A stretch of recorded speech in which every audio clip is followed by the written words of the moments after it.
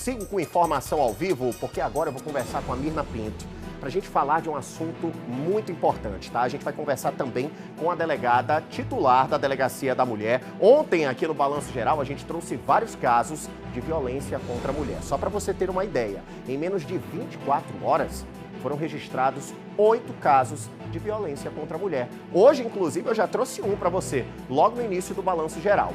Esses casos variam, tá? Vão desde ameaça até a importunação sexual. Deixa eu conversar com a Mirna Pinto.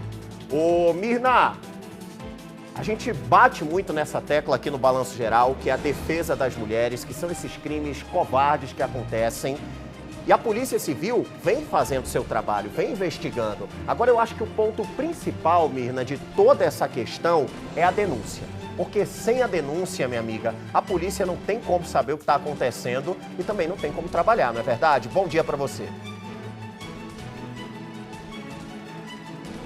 Muito bom dia, Alisson. Bom dia para você que está acompanhando o Balanço Geral. Exatamente, Alisson. A Polícia Civil está fazendo o trabalho dela, a Polícia Militar também, que combate diretamente, principalmente fazendo aquelas prisões em flagrante, como você falou, logo após uma denúncia. A Polícia Militar vai lá, faz essa prisão em flagrante. É realmente super importante realizar a denúncia. Muita gente ainda fica na dúvida realmente se essa denúncia pode ser feita de forma anônima. É importante a gente ressaltar isso também, que qualquer denúncia que você for fazer, através do 190, através também do 197, que é o Disque Denúncia da Polícia Civil, tudo funciona de forma anônima. E, Alisson, ontem a gente falou sobre isso. Infelizmente, a gente ainda precisa estar falando sobre isso. Como você também citou, domingo, né, no último domingo, era feriado. Era para ser o quê? Domingo, feriado, um dia tranquilo, mas não foi isso que aconteceu, infelizmente, aqui na nossa capital, porque nós temos 8 ocorrências. E como você também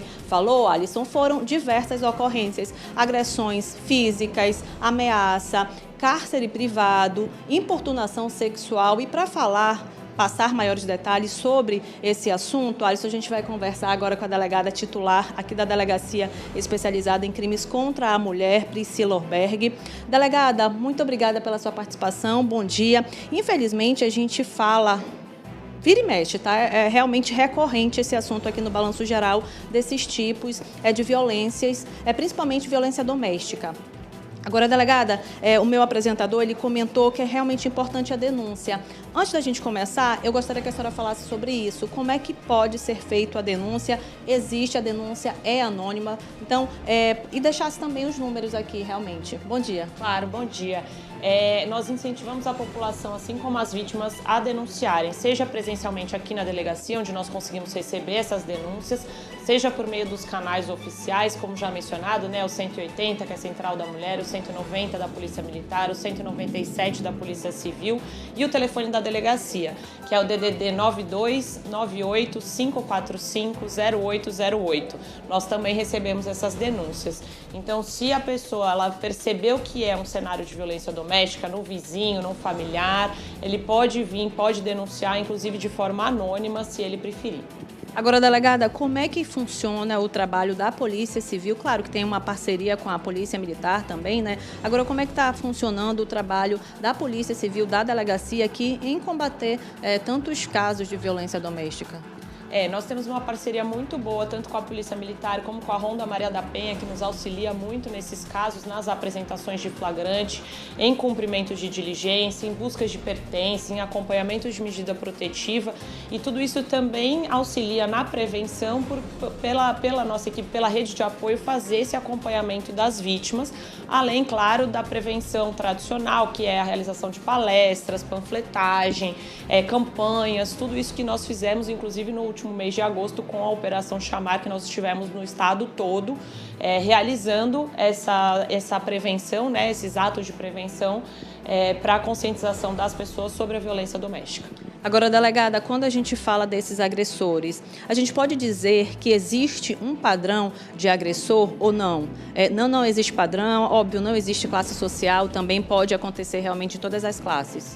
Infelizmente não dá para colocar um padrão nos agressores, né? A violência ocorre dentro de casa, então as pessoas que estão ali naquele convívio podem se tornar vítimas ou agressores. E aí não tem um padrão como você mencionou, não importa a classe social, não importa a renda, não importa a condição de estudo, a violência doméstica ocorre independente dessas situações. Mas, delegada, apesar de não existir esse padrão, muitos homens, muitos agressores, eles começam a dar sinais. Eu gostaria que a senhora falasse disso porque também é importante. Sim, é importante as pessoas e as vítimas se conscientizarem de que a violência ela não começa na violência física, né? Ela normalmente começa com uma violência menor, com uma violência psicológica, com uma violência moral, que às vezes é de difícil percepção pela nossa cultura, né? Um ciúme excessivo às vezes é considerado um ato de amor, mas isso já pode figurar uma violência doméstica.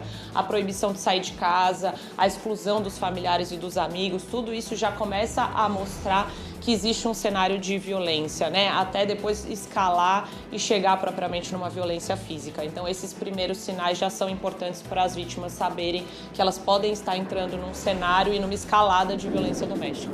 E, delegada, muitas mulheres, a senhora citou algo importante, realmente, porque muitas mulheres acham que o ciúme é aquele cuidado, é uma demonstração de amor. Não, ele me ama muito, ele faz isso porque ele me ama. Eu acho que até para algumas mulheres isso funciona como um acalanto, né? Assim, ela pensa, não, ele me ama, isso é amor, e aí começa a restringir o celular. Isso também faz parte, né? São pequenas realmente... São pequenas demonstrações de que ali existe algo de errado. Isso já pode ser considerado uma violência psicológica, que é essa restrição da liberdade da vítima e do agir dela livremente no seu cotidiano, né? Então ela não vai poder usar o celular, ou ela é obrigada a mostrar o celular para o marido o tempo todo, para o companheiro, né? E o ciúme excessivo, não vai poder sair de casa, não pode sair de casa com a roupa que ela quer sair, tem que ser com a roupa que ele acha que é adequada. Tudo isso já configura um cerceamento da liberdade dela, da autoestima dela, do livre-arbítrio dela na vida cotidiana e pode configurar uma violência psicológica. Aquela briguinha que começa ali numa discussão e ele dá um murro na parede, não é nela, é na parede. Já é configurada uma violência, porque apesar de não ser uma violência física com relação a ela, é uma situação que gera um medo, que gera uma insegurança e já mostra que é uma pessoa que tem um traço agressivo, né?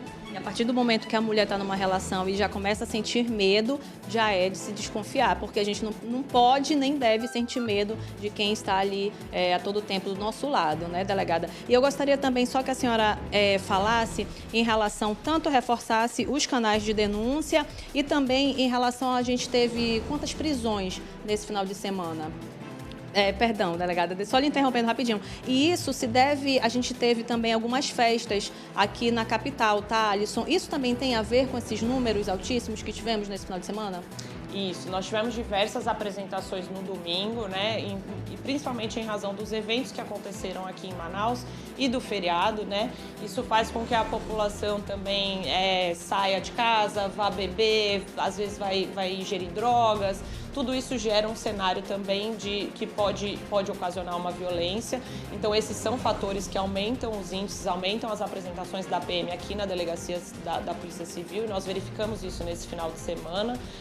E é importante a população se conscientizar disso também, né?